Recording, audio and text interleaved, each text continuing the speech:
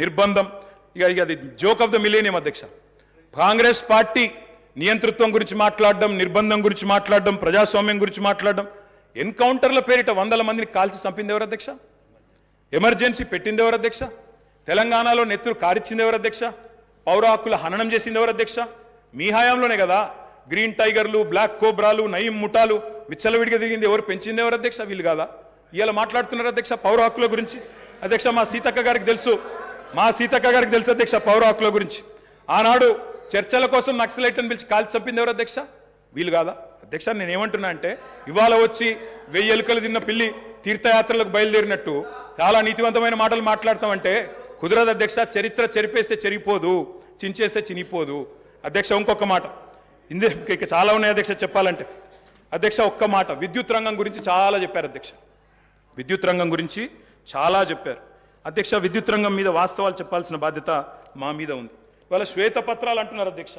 వీళ్ళు కొత్తగా ప్రచురించేది ఏం లేదు అధ్యక్ష, మేమే ప్రచురించిన వాళ్ళకి శ్వేతపత్రాలు. ఇగో కోకొల్లలుగా ఒకటి కాదు అధ్యక్ష, శాఖల వారీగా 10 సంవత్సరాలు తెలంగాణ దశాబ్ది ఉత్సవాల సందర్భంగా అన్ని శాఖల శ్వేతపత్రాలు మేము ప్రచురించినాం. కావాలంటే పంపిస్తాం. గదే అధికారులు, గదే ఐఏఎస్ అధికారులు కొత్తగా వచ్చిన వాళ్ళు ఎవరు లేరు, వాళ్ళే ఉన్నారు, వాళ్ళే ఇస్తారు. గదే లెక్క. మీరు తిమ్మిని బమ్మిని చేస్తామన్నా, మసిబూసి మారేడికాయ చేస్తామన్నా మార్చగలిగింది ఏం లేదు. ఆల్రెడీ శ్వేతపత్రాలు ఉన్నాయి సార్. కొత్త ప్రచురించేది ఏమీ లేదు, వాళ్ళు కొత్తగా సాధించేది కూడా ఏం లేదు అధ్యక్ష. అధ్యక్ష ఆనాడు కాంగ్రెస్ పరిపాలనలో ఎట్లా ఉండేది అధ్యక్ష? విద్యుత్ రంగం కాలిపోయే మోటార్లు, పేలిపోయే ట్రాన్స్ఫారంలు, ఎక్కడికక్కడ మొత్తం లో వోల్టేజ్ సమస్యలు, దొంగలు వచ్చే కరెంటు కోసం, అర్ధరాత్రి వచ్చే కరెంటు కోసం బాయికాడవై పండుకునే పరిస్థితులు. ఇప్పుడే ఇందాక రేవంత్ రెడ్డి గారు మాట్లాడింది నేను చెప్పాను అధ్యక్ష. ఆఖరికి ఎవరైనా చనిపోతే నెత్తి మీద నీళ్లు చల్లుకుందామంటే నీళ్లు లేని పరిస్థితి అధ్యక్ష. మరి ఇది నేను చెప్తున్న మాట కాదు అధ్యక్ష. ఈనాడు పేపర్లో రాసిన వార్త 2009 నుంచి 13 మధ్యలో 2009 నుంచి 13 మధ్యలో 4 ఏళ్లలోనే 8198 మంది రైతులు కరెంటు షాక్లతో అధ్యక్ష. ఇది బలవన్మరణాలు కాదు, ఆత్మహత్యలు కాదు, కేవలం కరెంటు షాక్లతో చచ్చిపోయిన రైతులే 8198. ఇవాళ 55 ఏళ్ల చరిత్ర తీస్తే చక్రొచ్చి పడతారు. నేను చెప్పాది అది, నేను దాని జోలికి కూడా పోను అధ్యక్ష. అధ్యక్ష చెప్పాలంటే చాలా ఉన్నాయి అధ్యక్ష. మా కౌశిక్ రెడ్డి గారు ఇక్కడే ఉన్నారు, హుజూరాబాద్ ఎమ్మెల్యే గారు. ఆ ఎమ్మెల్యే గారు గతంలో అక్కడ హుజూరాబాద్లో మరి కేసీఆర్ గారు స్వయంగా పోయి అక్కడ భిక్షపతి అని ఒక రైతు చనిపోతే మా మధుసూనాచారి గారు, మాజీ స్పీకర్ గారు, కేసీఆర్ గారు స్వయంగా పోయి ఆ రైతును పరామర్శించి ఆ కుటుంబాన్ని ఆదుకున్న పరిస్థితి. పాము కాటుతో చనిపోయినారు అధ్యక్ష. ఏముండే అధ్యక్ష కాంగ్రెస్ పార్టీ ప్రభుత్వం యొక్క పర్ఫార్మెన్స్?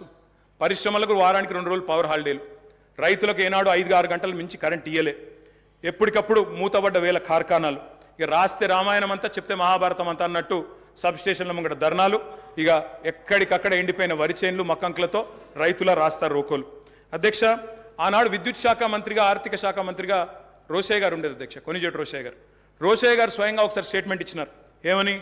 నేను గనక 1 సంవత్సరంన్నర లోపల విద్యుత్ వ్యవస్థను చక్కగా చేయకపోతే ఉరేసుకుంటా అన్నారు అధ్యక్ష.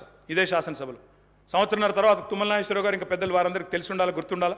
ఆ రోజు రోషయ్య గారు బ్యాగులో పెట్టుకుని తెచ్చుకున్నారు అధ్యక్ష ఉరితాడు. నా వల్ల కాలేదు, ఇక ఉరేసుకోవడానికి నేను రెడీగా ఉన్నా అని చెప్పి ఇదే శాసనసభకి ఉరితాడు కూడా తెచ్చుకున్నారు అధ్యక్ష. అది వీళ్ళ పర్ఫార్మెన్స్ అధ్యక్ష. విద్యుత్ సంస్థల లెక్కలు చెప్పిన అధ్యక్ష. లెక్కలు తప్పకుండా లెక్కలు చెప్పాలా. నేను లెక్కలు చెప్పాను. అప్పుల పాలు చేశామన్నారు. అప్పుల పాలు గౌరవ శాసనసభ్యులకు సబ్జెక్ట్ చెప్ప ఏం చెప్తున్నా? లెక్కలు చెప్తున్నా సార్, లెక్కలు చెప్తున్నా. స్వర్గీయ రోషయ్య గారు ఈ భూమి మీదనే లేడు కాబట్టి ఆయన పేరు తీసుకోవాల్సిన అవసరం లేదు. Okay sir. ఎవరైనా బతికున్న వాళ్ళు ఉంటే వాళ్ళ పేరు తీసుకో. తప్పకుండా సార్. స్వర్గీయ రోషయ్య గారి గురించి నేను ఏమన్నా తప్పుగా మాట్లాడితే మీరు చర్య తీసుకోవచ్చు సార్. అది మీ డెసిషన్ సార్. అది అధ్యక్ష మీరు విద్యుత్ సంస్థల అప్పుల లెక్క చెప్పిండ్రు, నేను ఆస్తుల లెక్క చెప్తా సార్. అధ్యక్ష 81,516 కోట్లు అప్పు చేసిపోయిండ్రు అన్నారు అధ్యక్ష. కానీ కేసీఆర్ గారి ప్రభుత్వం తెలంగాణ రాష్ట్రం ఏర్పడిన తర్వాత సృష్టించిన ఆస్తుల గురించి చెప్పలేదు అధ్యక్ష.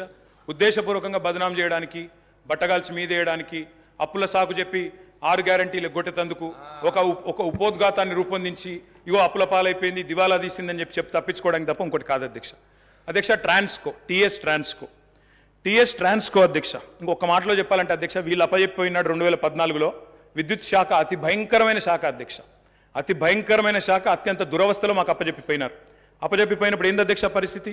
2700 మెగావాట్ల కరెంటు లోటు ఆ రోజు తెలంగాణ ఏర్పడ్డ నాడు. 22,423 కోట్ల అప్పులు. మీరు అప్పచెప్పినాడు మాకు 22,423 కోట్ల అప్పులు.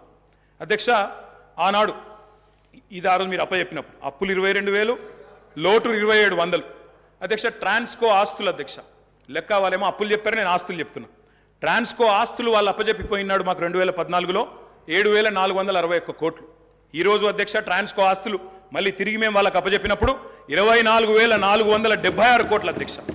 జెన్కో ఆస్తులు అధ్యక్ష, టిఎస్ జెన్కో ఆస్తులు ఆనాడు 19,607 కోట్లు 2014లో, ఈరోజు 53,963 కోట్ల అధ్యక్ష. అధ్యక్ష డిస్కామ్లు ఎన్పిడిసిఎల్, ఎస్పీడీసీఎల్ ఆ రోజు వీళ్ళు మాకు అప్పచెప్పిపోయినాడు మరి చాలా తక్కువ ఉండే అధ్యక్ష. ఈరోజు ఆస్తులు చూస్తే 59,132 కోట్లు, 81,000 కోట్ల అప్పులు అన్నారు అధ్యక్ష. కానీ ఆస్తులు మా ప్రభుత్వం సృష్టించింది మొత్తంగా కలిపితే 1,37,571 కోట్లు. ఇది వాస్తవం అధ్యక్ష. ఆస్తులు మాత్రం చూపెట్టకుండా అప్పులు మాత్రం చూపెట్టి తిమ్మిని బమ్మిని చేసి ఏదో బుకాయించి ఏదో చేస్తాం, జాదుగర్ చేస్తామంటే కుదరదు అధ్యక్ష. అధ్యక్ష మొత్తం డిస్టర్బే చేశారు అధ్యక్ష. I'm just getting started. మీరు దయచేసి మొత్తం 5 మంత్రులు ముఖ్యమంత్రి గారు డిస్టర్బ్ చేశారని మాట్లాడే అవకాశం ఇవ్వలేదు. ఇంకోటి నేను సబ్జెక్టే మాట్లాడుతున్నా సార్, ఒక్కటి కూడా అన్పార్లమెంటరీ మాట మాట్లాడట్లేదు, సబ్జెక్ట్ తప్ప ఇంకో మాట మాట్లాడట్లేదు. అవకాశం ఇవ్వండి. ప్రతిపక్షాలు నిర్మాణాత్మకమైన సూచనలు చేస్తే వారు వెల్కమ్ చెప్తానన్నారు, అందుకే చెప్తున్నా అధ్యక్ష. అధ్యక్ష 4,000 మెగావాట్ల యాదాద్రి థర్మల్ పవర్ ప్రాజెక్ట్ అధ్యక్ష దామరచెర్ల మండలం మిర్యాలగూడలో పెట్టినాము. అది రేపో మాపో కమిషన్ అవుతుంది. తప్పకుండా దాన్ని కూడా మరి పూర్తి స్థాయిలో నిర్మించాలని ప్రభుత్వాన్ని కోరుతా ఉన్నా. 1,080 మెగావాట్ల భద్రాద్రి అధ్యక్ష, దాన్ని కూడా నిర్మించాం. 800 మెగావాట్ల కేటీపీఎస్ ప్లాంట్లు మరి పూర్తి స్థాయిలో నిర్మాణం చేసినాం అధ్యక్ష. తప్పకుండా దాన్ని కూడా వారు పూర్తిగా మరి సవ్యంగా ముందుకు తీసుకొని పోవాలని కోరుతా ఉన్నా అధ్యక్ష. అధ్యక్ష ఇంకా విద్యుత్ రంగానికే వస్తే నేను ఒక మాట అడుగుతా ఉన్నా అధ్యక్ష. అధ్యక్ష ఉదయ్ స్కీమ్లో చేరినాం అధ్యక్ష. కేంద్ర ప్రభుత్వం ఆనాడు మమ్మల్ని అడిగింది, డిస్కామ్లు లాస్ట్లో ఉన్నాయి, ఉదయ్ అనే స్కీమ్ తెస్తున్నాము, ఆ డిస్కామ్లకు ఉన్న అప్పుల్ని మీరు స్టేట్ బ్యాలెన్స్ షీట్ మీద తీసుకోండి, మెయిన్ బడ్జెట్లో తీసుకోండి అంటే ఆనాడు స్టేట్ బడ్జెట్ మీద మీరు వదిలిపెట్టిపోయిన అప్పుల్ని 11,000 కోట్ల అప్పులు డిస్కామ్లకు ఉంటే వాటిని తీసుకోవడమే కాకుండా 9,000 కోట్లు చెల్లించిన ఘనత కేసీఆర్ గారి ప్రభుత్వం అనే మాట వారికి నేను విజ్ఞప్తి చేస్తా ఉన్నా అధ్యక్ష. అధ్యక్ష ఇంకొక మాట, ఇక్కడ విద్యుత్ శాఖ మంత్రి గారు లేరనుకుంటాను అధ్యక్ష, ముఖ్యమంత్రి గారి దగ్గరే ఉందేమో, బట్టి గారి దగ్గర ఉన్నట్టుంది అధ్యక్ష. బట్టి అన్న కూడా వినాలా అధ్యక్ష. విద్యుత్ సంస్థలు విద్యుత్ ఉత్పత్తి కేంద్రాలకు ఒక ప్రత్యేకత ఉంటుంది అధ్యక్ష. సెల్ఫ్ హైపాతికేషన్ ఉంటుంది అధ్యక్ష. సెల్ఫ్ హైపాతికేషన్ అంటే ఏంది అధ్యక్ష? అంటే ఆస్తుల నిర్మాణం జరుగుతూ ఉంది కాబట్టి ఒక అప్పు తీసుకొచ్చి పిఎఫ్సి ద్వారానో ఆర్ఈసి ద్వారానో దబ్బను ఒకవేళ అప్పు కట్టకపోతే ఆ విద్యుత్ కేంద్రాన్ని పూర్తిగా ఓనర్షిప్ తీసుకొని అమ్మేసి కావాలంటే అప్పును పూడ్చుకునే శక్తి ఉంటుంది అధ్యక్ష. అంటే ఆస్తి సృష్టిస్తే అప్పు కట్టడానికి పరపతి ఉంటుందనే ఉద్దేశంతో దాన్ని సెల్ఫ్ హైపాతికేషన్ అంటారు. అక్కడ గవర్నమెంట్ ఇచ్చేది కేవలం గ్యారంటీ మాత్రమే బట్టన్న, మీరే ఫైనాన్స్ మినిస్టర్ కూడా. కాబట్టి దాన్ని ఏదో 81,000 కోట్ల అప్పు అని చెప్పి ఇవాళ ఆ గృహజ్యోతి అనే కార్యక్రమం నుంచి మీరు ఏదో ఎగ్గొట్టడానికి తప్పుకునేటట్టు ప్రయత్నం చేస్తున్నట్టు కనబడుతుంది తప్ప ఇంకోటి కాదు. దయచేసి మహిళలకు ఇచ్చిన మాట, రాష్ట్రంలోని మధ్యతరగతి కుటుంబాలకు ఇచ్చిన మాట 200 యూనిట్లు ఫ్రీగా ఇస్తామని నిలబెట్టుకోండి. అప్పుల కంటే ఆస్తులు ఎక్కువ ఉన్నాయి. 1,37,571 కోట్ల ఆస్తులు సృష్టించి మీకు అప్పచెప్పాం, సవ్యంగా నడపండి అని చెప్పి కూడా నేను విజ్ఞప్తి చేస్తా ఉన్నాను అధ్యక్ష. నేను ఇంకొక